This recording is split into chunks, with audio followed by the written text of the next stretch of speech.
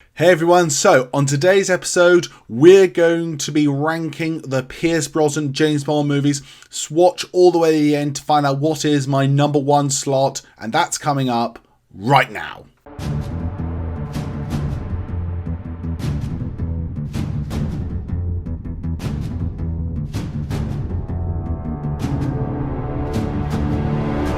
Hey everyone, welcome to the show, and as some of you probably already know, the Pierce Brosnan era is my era of James Bond.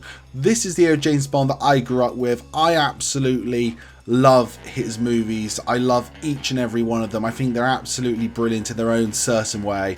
So when I was thinking, okay, I'm going to start ranking actors, films, I knew I had to start off here with the Brosnan films because this probably would be one of the hardest rankings of any actor's tenure I would have to do. So lo and behold, here we have right off the bat here my ranking of the Pierce Brosnan James Bond films. But before we get into that, everyone, can I ask, if you haven't already, do please give us a like, comment and subscribe. We're trying to reach 1,000 subscribers before the end of the year, so if you can help us with that, it would be absolutely amazing.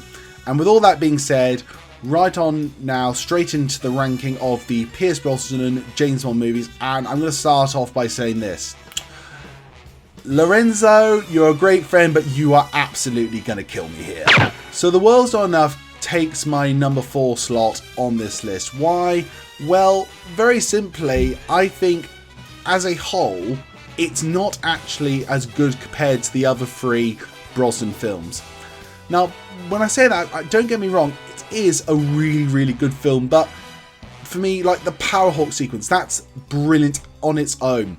The torture sequence between Bond and Electra, that is like really good. The boat chase is really good. Escaping the missile silo is really good. Bond meeting Valentin Zukovsky is really good. There are many great moments and sequences in The World's Not Enough, but as a whole, it just doesn't quite work for me.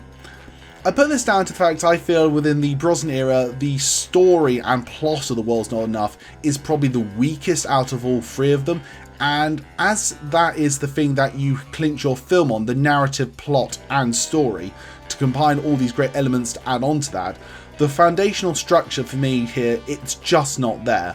So for that reason, I would put The World's Not Enough in the 4th place in my Brosnan 007 ranking, purely because even though it has some amazing great moments, and I'd like to say here it is Brosnan's best performance as James Bond, it's not really the sum of all its parts. It just doesn't quite connect there. Right, on to number 3 slot, and some of you might be thinking this was going to be the number 4 slot. I'm sure a lot of you have already guessed what number 3 is going to be, but for me, this slot belongs to Die Another Day. Now, I will fully accept here, I have a bit of a soft spot for Die Another Day. It was the first Bond film I saw in the cinema. It was something I just always going to remember for my whole life, and even if you look at my history of looking at Die Another Day on this channel, you know I feel for me that Die Another Day is without doubt my ultimate guilty pleasure James Bond film. The thing is with me and Die Another Day is every time I watch it, I do go away with just this sense of real enjoyment. I enjoy the ludicrousness, the fact that it really just does just go completely over the top in the good ways and also the bad ways. For example being, obviously, everyone knows famously how much I react to that goddamn awful kite surfing a tsunami scene. Oh my god, it really is terrible. At the same time, Toby Stevens' Gustav Graves is so wonderfully over the top and pantomimic and cartoonish. I can't help but just love that character and his great one-liners. I also love just in general the characters in Die Another Day a bit more than like World's Not Enough. You know, you've got Jinx and you've also got Miranda Frost, and as I mentioned, Gustav Graves and Zhao. All of them I just think are really fun, interesting characters, and compared to my previous film, The World's Not Enough, which is at number 4, I just get much more enjoyment and fun watching Die Another Day than I do The World's Not Enough. It is an absolute guilty pleasure film. It's technically, if you want to look at it objectively, though you never should really in a ranking, you know, not as good as The World's Not Enough, but I'm going to be honest, I just put it at number 3 over The World's Not Enough because, well, enjoyment and just guilty pleasure-ishness. So now moving on to the top half of this list, place number 1 and place number 2. I think a lot of people around the world would have the Brosnan films in this order as well, and I'm probably no different, but my number 2 slot would go to Tomorrow Never Dies. I've never understood why some people just don't like this film. Obviously, everything is subjective. If you don't like it, you don't like it, but I have always, as long as I can remember, loved Tomorrow Never Dies. I think it's a brilliant film. It does have its issues, don't get me wrong. I think the film does have too much action and not enough, sometimes, story and development.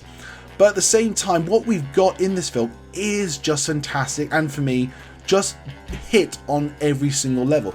I love the bad guys' scheme, I love the bad guys themselves, I love the action sequences in this film, the pacing is really, really great. I've always just really enjoyed Tomorrow Never Dies. I think, for me, Tomorrow Never Dies is very much the Ian Fleming-esque story you might have gotten something like in the 60s brought up into the modern day. I think Elliot Carver definitely feels like a Fleming-ish Bond villain, in my opinion. I think the characters in Tomorrow Never Die are just so good. As I say, you've got Elliot Carver, you've got Dr. Kaufman, you've got Henry Gupta, you've got, in my opinion, I think, one of the greatest Bond leading ladies of all time in Michelle Yeoh's Wellin. By the way, congratulations to her for a victory of Everything Everywhere All at Once at the time of this recording.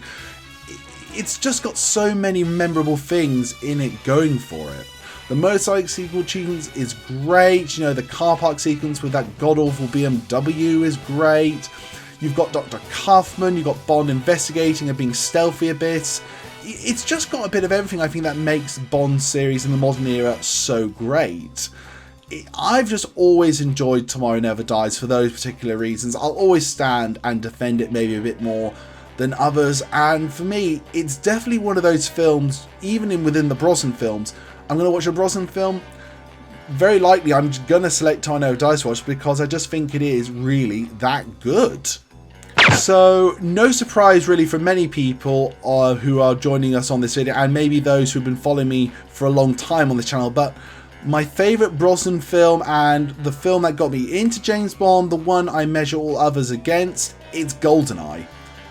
As I mentioned, GoldenEye is my favourite Bond film, has been since I first watched it. It was my first James Bond film. I have true ruby specs looking at this film, but I just do think, hand on heart, it is one of the greatest spy thrillers and the greatest James Bond film of all time. I think the pacing is great, the story is great, the characters are great. Oh my god, Sean Bean as a villain is just absolutely terrific. You've got great comedy secondary characters like Boris and Valentin Zukovsky in here. Got, I think, one of the greatest henchmen of all time with Xena on the top. You've got a great story here going on. You've got a really new era of Bond being brought in, very classical. There's so much about GoldenEye that I just think really, really works. And why I think as well that this is the best Pierce Brosnan film that he ever did was because I think at this film, particularly more than the others, you can tell that he's really enjoying playing this character. He's really, truly caring about playing this character. Everything that is great about the Brosnan era and the Brosnan portrayal of James Bond, in my opinion, really shines the most. And don't get me wrong, it does shine in the other films, but it shines the most here. I still go back to that wonderful scene on the beach where, you know, Natalia's talking to Bond about why he does this, why does he act like this, behave like this, what makes him so cold, and he just simply says, it's what keeps me alive. It's so powerful and still resonates with me, and for me just sums up so much about the Bond character so much.